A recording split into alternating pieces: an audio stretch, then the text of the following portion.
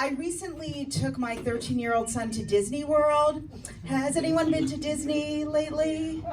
Yeah. It was really, really crowded when I was there. Was it crowded? Yeah. So Disney, when it's crowded, it kind of reminds me of my sex life.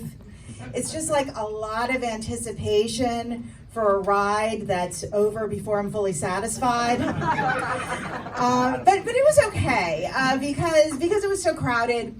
I took my son to some of the less popular attractions. We got to enjoy the Country Bear Jamboree, a bunch of animatronic bears that think they're Johnny Cash. It's a lot of fun. But my favorite, I took my son to the Hall of Presidents because I wanted to see the animatronic Trump. And there really is one. There is an animatronic Trump. He's very orange. And it was really great. I thought it was really great, actually. It is a little bit off-putting at the end because the Trump robot keeps talking about how he wants to put a wall around the Mexican portion of It's a Small World. It's just strange to me. I mean, it's supposed to be a happy thing. So speaking of presidents, I know the Democratic primary has been heating up. I don't know, people have been following it? Has anyone been following it? Yes? Yes? No? Yes? So, I mean, it's interesting to me. I feel like maybe we should be focusing on some of the younger candidates. I mean, some of the candidates are just like, to me, they seem a little old. I mean, you have Bernie Sanders. He's 78. He's had a heart attack. The college kids just love him, though. And I was trying to figure it out. I mean, I think I sort of understand. I mean, we keep hearing about how our democracy is in so much trouble, and maybe they're thinking that we should elect someone who was alive when the Constitution was actually signed, and maybe that would be helpful. I did have a favorite candidate, but he dropped out on Friday. I was a big Beto O'Rourke fan. Oh, thank you. Yeah, I know. I was kind of sad. He sent me an email on Friday saying he was dropping out. I know. I mean, and I thought he was a really historic candidate. I mean, he was the first person that I was aware of to run for president solely on a platform of fuckability. I mean, I thought he could go all the way. I mean, at least with me. I know he wasn't doing well. He had only raised like $5 million in the last quarter. But what you don't know is over $4 million of that donated by women while using their vibrators. So, I mean, that's something. I don't know.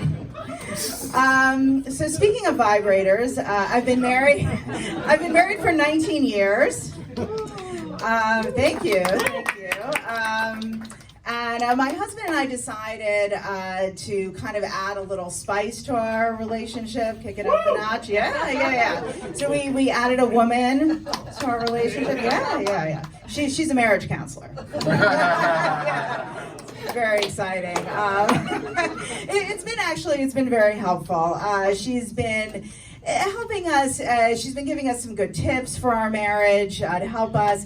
Like, she told my husband, she suggested that he state his needs more clearly. He engage in active listening. For me, she suggested that I try being less of a fucking cunt. So that was really helpful. I also recently had a birthday. I turned 52. Thank you. Yeah. It's been a little traumatic. I don't know. I've been trying to stay out of light that's less flattering for me, like fluorescent lights, halogen lights, daylight. There are though some benefits to being a woman that's in her 50s.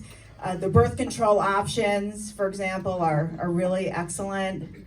I'm currently using the I'm all out of eggs method of birth control. It's really good. I highly recommend it. And actually, I am kind of glad I don't need to use birth control anymore because, I don't know, not a whole lot of progress in that area in the last 30-some years. When I talk to a lot of women at work, I know a bunch of them use the IUD. And it just kind of, I'm sorry, that one just kind of freaks me out. I think maybe because I grew up in the 80s and 90s when it wasn't that popular, and it just kind of looks like a little coat hanger. I'm sorry. I know that's like supposed to be for like after, when you're trying to get rid of a pregnancy, not prevent a pregnancy, but I just feel like we can do better. I feel like you should be able to do better than that. I mean, Elon Musk is working on a Hyperloop tunnel to get you from LA to San Francisco in 15 minutes, and this is the best we can do. I mean, why has no one invented like a gummy that a woman could eat that can prevent pregnancy, get her high, and help her orgasm all at the same time? I mean, why not that, huh? I don't know. So, like I said, we have a 13-year-old son. Having a 13-year-old son is really awesome if you hate having sex with your spouse. It's really good. I recommend it because he's always awake. He's always in our business. We actually don't know when he sleeps. He's awake when we get up in the morning. He's awake when we go to bed at night. We think he might sleep all day with his eyes open like a fish. Vacations are even more difficult for having sex. You're kind of stuck together in this tiny hotel room. The last time my husband and I had sex on our vacation, it was in our rental car. It's okay, it was full size, the car. It's okay. I am a little jealous, though, of my husband. I think it's a lot easier to be a really good dad than a good mom. I mean, the standards are just a little bit lower for the dads, so let's face it. To be a good dad, you just need to come home at night, have a job, and be involved in one activity with your kids, and then you're just like awesome. I mean, moms, on the other hand, have to do everything else, plus you have to do like an extra 15 things just to facilitate the dad's one activity. And nobody ever calls the dad when there's an issue.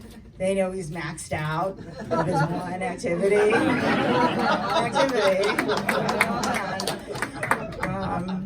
But you know, when you're married, you do have to compromise sometimes. Religion is an area where my husband and I have compromised. I was raised Jewish and my husband was raised Catholic. Yeah. So we had to work out a solution for that, which we have. We do nothing. It works out great. It's like Saturdays we don't go to temple, and then Sundays, you know, we make sure that we don't go to church. Very good. It's a great system we have. My son, though, does get some religion in his life. Every summer, we send him to this Baptist church near our house for summer camp, which I think is really important. Not because of the religion, though. The camp is really cheap. Yeah. Because as a good Jew, I feel like if I can save a couple $100 a week by sending my son to a Baptist camp, praise Jesus. Thank you guys. I'm Pam.